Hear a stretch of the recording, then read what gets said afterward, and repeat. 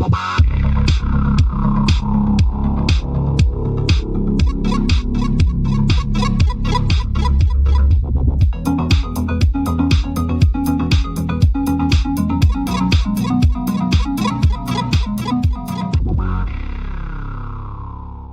guys, it's Josh from Unlucky Frog Gaming at UK Games Expo. It is the Saturday and I'm joined by Tristan from Hall and Nothing Productions. How are we doing, Tristan?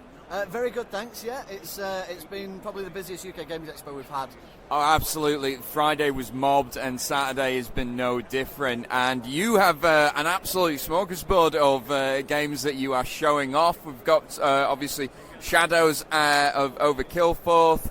We've got 1066. But we've got a little teaser there of 1565 St. Elmo's Pay. So how far are we along the lines of getting that out into our grubby mitts? Okay, well, 1565 St. Elmo's Pay is in the same system as 1066 Tears to Many Mothers. And we're actually really far along with development on it already. We're lucky enough now that we're in a situation where we can get the art done in advance of a Kickstarter, whereas in the past we've used the Kickstarter profits to then go and fund the artwork. This way we're doing it the proper way around. So with 1565, it uses the same system. It's all based on the Great Siege of Malta, so all the cards in the game are all based on the real people who fought in the battle, but are all beautifully illustrated by our international team of artists. We're hoping to launch that this summer. What we're waiting to do first is deliver Lifeform, which is currently on the boat from China. That's our current game, and once we've got that out to all the backers, as soon as that's happened, we'll be launching 1565 St. Elmo's Pay on Kickstarter, so hopefully very soon. Yeah, and I love the setting of St. Elmo's Pay as well. If any of you listening know a bit about the history of Malta, you will know that this was an absolutely insane siege. Yeah. It basically just... well, you described it as 300, basically.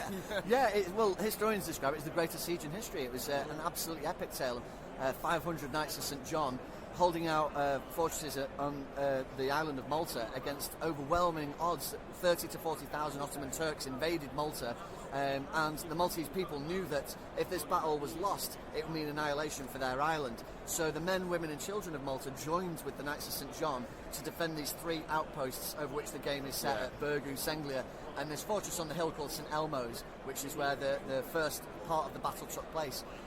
And because it's fought over three frontiers, as the Battle of Hastings was, the mechanics dovetailed quite beautifully with 1066 Tears to Many Mothers. So we're using the same system, but we've got all new abilities. So, for example, when the Turks were pounding the fortress of St. Elmo's with cannonballs day after day and putting millions of pounds worth of shots into these fortresses, they thought that they completely wiped out every living creature in the area. Yeah. They charged into the flanks with their enraged Janissary troops, and from nowhere these Knights of St. John would just pop up and start fighting.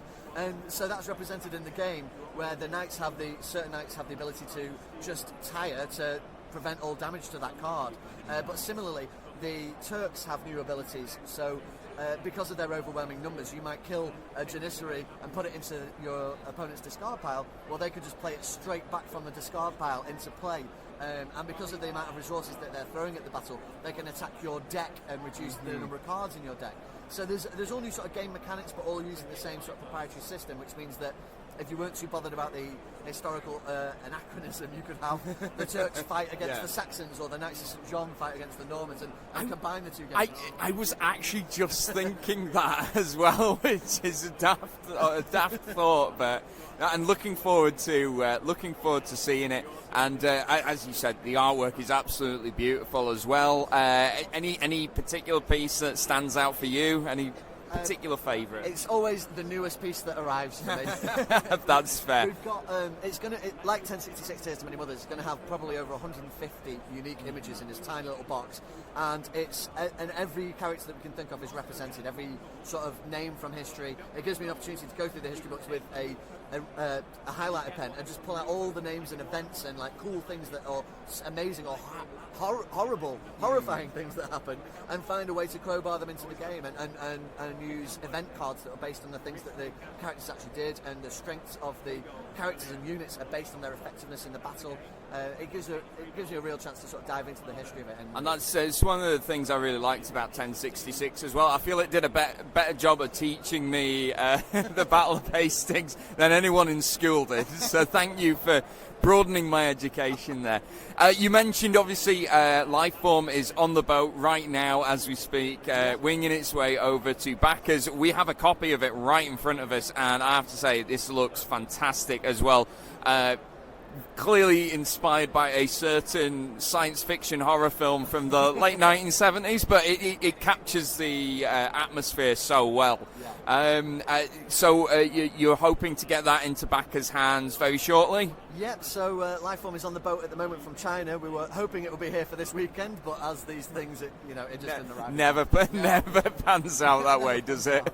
But we're lucky enough to have Mark Chaplin, the designer, here with us this weekend. So this is the first game that we're publishing that I didn't design, so I get to be more gushing about the gameplay and how cool it is, because I've been a fan of Mark's for years, and what he's done with the mechanics, I'm just really jealous of the cool ideas that he came up with how the game plays. But it's a crew of space miners on board this labyrinthine ship being tracked by this one unstoppable monstrous life form that's just eating the crew, and there's no hit points, there's no dice rolls. If the life form gets you, you're dead. So each player has like 2 crew members because you go through them that quickly, but there's no player elimination. So if both of your crew members die, you get to take on a tertiary role as either the computer mainframe, which is helping the crew get off the ship, or the ship's cat, which everybody loves. Yes.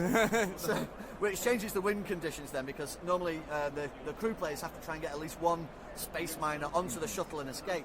But if one of you ends up becoming a ship's cat, you have to get the cat on board the escape shuttle as well to win. But there's no guarantees in this game. If you manage to get all the resources you need loaded up onto the shuttle, and you get your crew onto the shuttle, normally the heroes would try to escape then, but the Lifeform player, if they played the cards right, can predict when the crew are going to leave, and if they predict it correctly, then the Lifeform is stowed away on board the shuttle, and a final showdown begins where you have to blast it out of the airlock with halon gas. So it all sounds and looks absolutely amazing, and I cannot wait to give it a go. And just finally, we've got a little bit of a teaser right here of a game, the next game in development, Sublime Dark. What, if anything, can you tell us about this? Well, as you say, it's very much a teaser at this stage. Sublime Dark is due to hit Kickstarter in 2020, so we've got 2 more games coming before then. But yeah, this is one of the ones that I'm thick in the development design process of at the moment, and it's one that I'm really excited about, and it's one that's probably going to draw the least number of backers because the art in it is utterly horrific. I mean, we'll post a photograph of what I'm looking at right now, but this is and clowns are quite nightmarish to begin with, but this is the scariest looking clown I've ever seen. Absolutely terrifying.